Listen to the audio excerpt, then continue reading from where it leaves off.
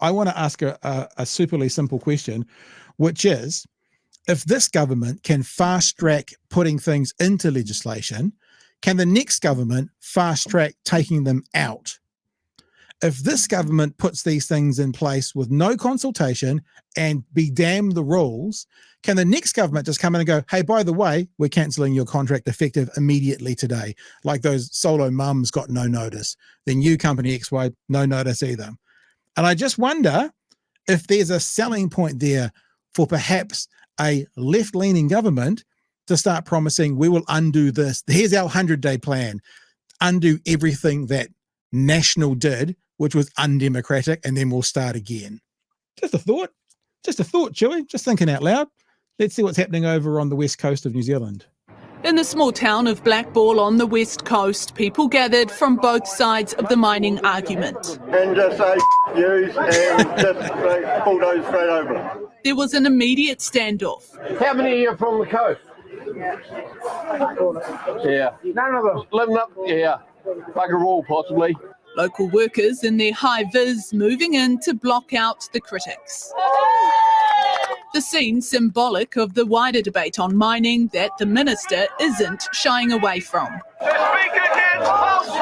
He has turned into the most curmudgeon, Mr. Burns type character that just thinks he who shouts the loudest is the most correct. He who uses 3, 4, 5 syllable words, half of which are made up, versus 1 or 2 syllable words, is always the more dominant, more intelligent. He has actually become a caricature.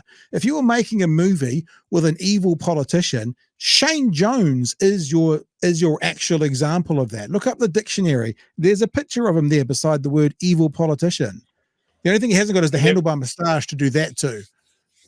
And then right next to that picture, there's a picture of his itemized hotel bill where he's buying porn on the public penny. It'd be funny how that's not really coming up. I wonder what the first question, you know how it did definitely look like Newshub once they got, cancelled, started every time David Seymour was on, they started to show his Dancing with the Stars twerking clip every single time. I wonder if that should be every single first question to old Shane Jones. Like, what's the best porn you've seen recently?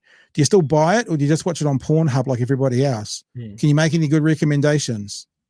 And look, not to be someone that bullhorn shames people, but I would think that someone that has his hand out for the amount of kickbacks that he's very clearly receiving from his undeclared meetings with mining company execs, he should be able to afford a bigger bullhorn.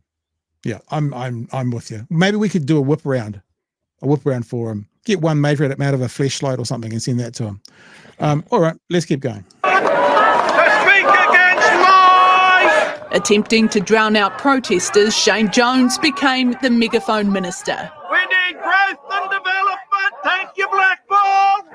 The government today released its draft strategy on minerals. Let's start digging them, finding them, developing them in their own country, and there's no place better than West Coast. And you heard that today, right here in Blackball. For the West Coast, mining is the third largest source of GDP, earning around $218 million a year. I wonder where tourism comes in on that list. Further up. I would think so. So therefore, if we're looking for a good return on investment, would it be better to actually do the third ranked investment of GDP or percentage, or maybe one that's a bit higher up the chain? That tourism could be. I'm only saying could be because I don't actually know that, but I am wondering out loud. Locals packed out the hall. Their history with mining was clear. Patrick Phelps's parents and grandparents were all gold miners. I can understand why people... Yeah, but look what happens to you. You turn into lurch if you've got that much kind of coal in your lungs and stuff. That's not good. Good. Gullum. better. Oh, my precious. It's perfect, actually. Going for the gold, yeah. Don't like the idea. You know, if you've seen James Cameron's Avatar, you don't like seeing yellow machinery going through green bush. I get that. As the government floats the idea of possibly 10 significant mines, it's argued a sense of proportion is needed. There's 8 or close to Wouldn't 9 you million travel the hectares of world to conservation see land that? in New Zealand. Only 4 hectares out of every 10,000 has been mined in the last 30 years. So the impact is very, very small. We're just going down the wrong track, not the fast track. The fast track is just going to be a fast track to environmental destruction. For local workers, mining is also the highest paying sector, a draw card for Workers, you many say? who would otherwise head Yeah. to Australia. If we want a revenue-based economy, a mixed economy, then Kiwis need to stand up and say, yes, we do want mining. The current global market has gold at record price levels, with coal in demand too. The coal that New Zealand sends overseas is used for steel production, and as you've got developing countries like India and even China, you know, building more and more infrastructure, they're going to need more and more steel for more and more buildings. Demand the government is keen for New Zealand to help supply. Mikey Sherman. Cosplaying. Yeah, the cosplaying's about right too, like someone who's ever done a day's work in his life. All right, so yeah, I said caricature before, but it just absolutely seems to be someone's given Shane Jones a book on how to be an 18th century politician talking to peasants, and he's just doing it word for word all the way through. It's bizarre. I said this on social media earlier today. Shane Jones is corrupt.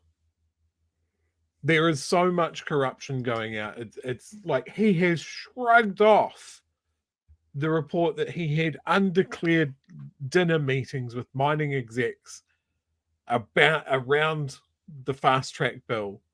The amount of companies that are really very keen for the fast track bill donated record amounts of money to National Party candidates, to New Zealand First candidates, to ACT candidates. The candidate that we were talking about that fucking lost $178,000 down the back of his couch. A big chunk of that money was from a mining company. Yeah. Like, why is this sliding out of the news cycle? How corrupt these people are. Shane Jones barely hides it. Last time round, he had his fists in the money pot for the racing industry. He's got his fists in the money pot for the fishing industry. He's got his fists in the money pot for the mining industry. They're going to bulldoze a renewable resource that brings people to this country to dig fucking coal out of the ground, for Christ's sake. Yeah. They talk about China's steel mills. China's building electric steel mills. We're supposed to be building an electric steel mill. You know, it's short-term thinking. It's even worse than short-term thinking, because it would have been short-term thinking in the 80s. It's suicidal thinking now.